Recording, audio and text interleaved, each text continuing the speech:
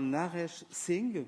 You are Professor and Executive Dean of the Jindal School of Government and Public Policy and Director of the Center of Complexity Economics, Applied Spirituality and Public Policy. And your institution has the main seat in Sonipat, state of Haryana, India. So we are pleased to hear you now. Thank you very much. Brothers and sisters, namaste. As you know, that word implies the divinity in me salutes the divinity in you.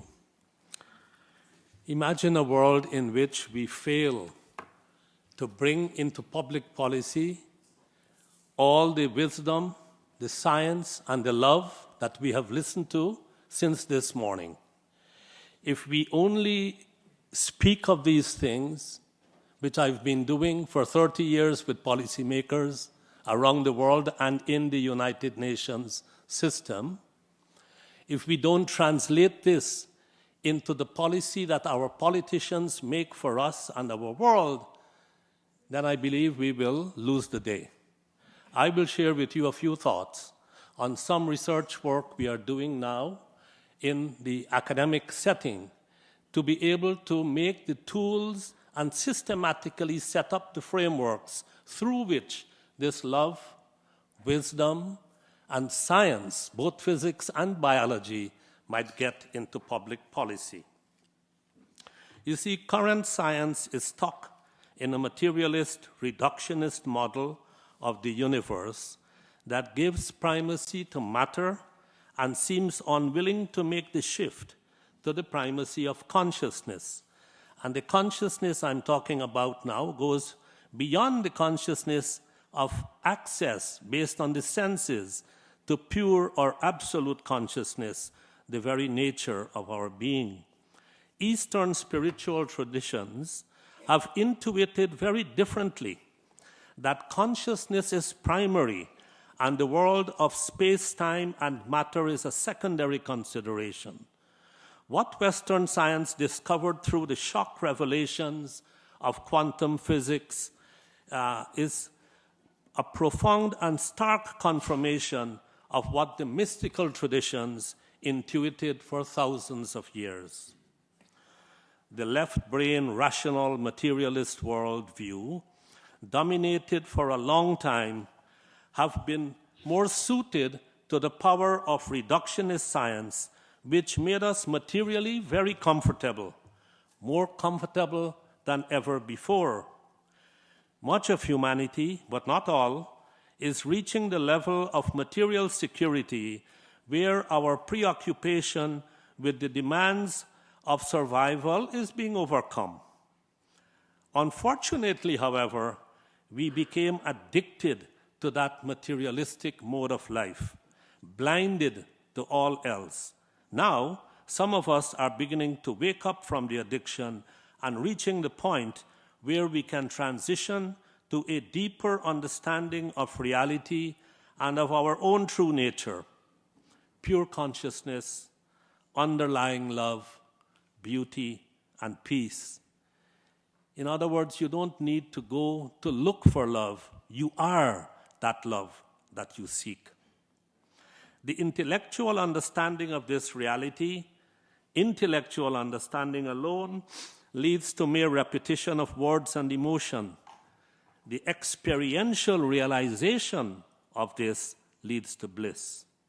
Some of us, including myself, believe that work is needed, including academic work and scholarship, on how this understanding can influence public policy and vice versa, how public policy should be designed to achieve the goals we are discussing today. This is needed so that we be the love not only as individuals, but as a collective human society, as nations driven by public policy. At our Center for Complexity Economics, Applied Spirituality and Public Policy, at the Jindal School of Government and Public Policy, we are doing such research, teaching postgraduate courses, and publishing scholarly books and articles.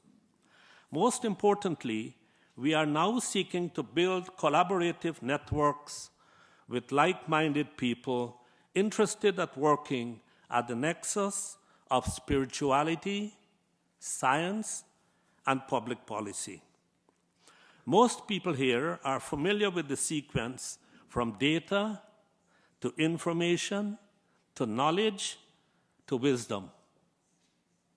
When we speak of evidence-based policy, we find lots of data, less information, less knowledge, and no wisdom.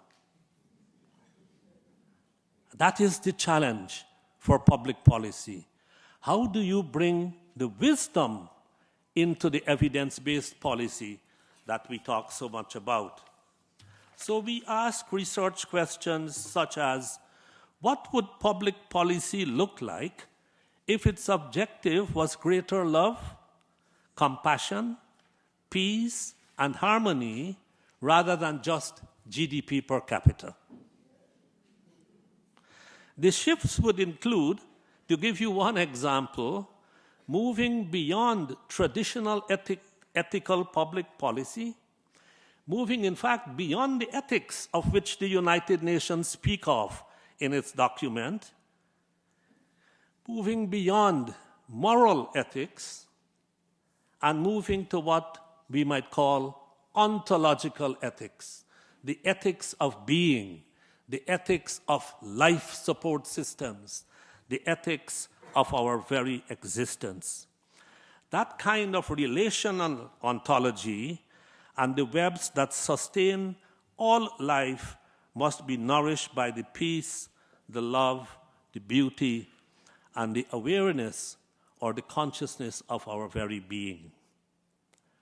See, I have worked for 30 years in the United Nations, in the federal government of Canada, and in several other governments around the world with senior public policy makers in all aspects of sustainable development.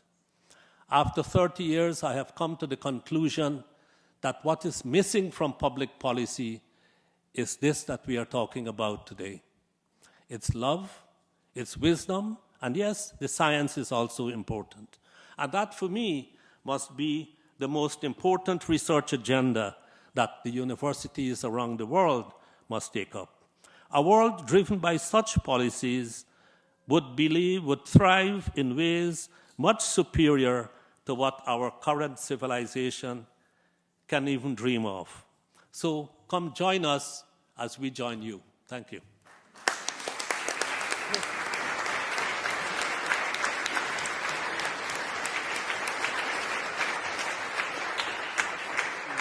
Thank you so much, Mr. Singh, for this explanation of the difference between real understanding of the reality, very beyond superficial data collection. And the first is the reality, the second is only the idea of what we have on the reality. And it is a distance between, creating distance between the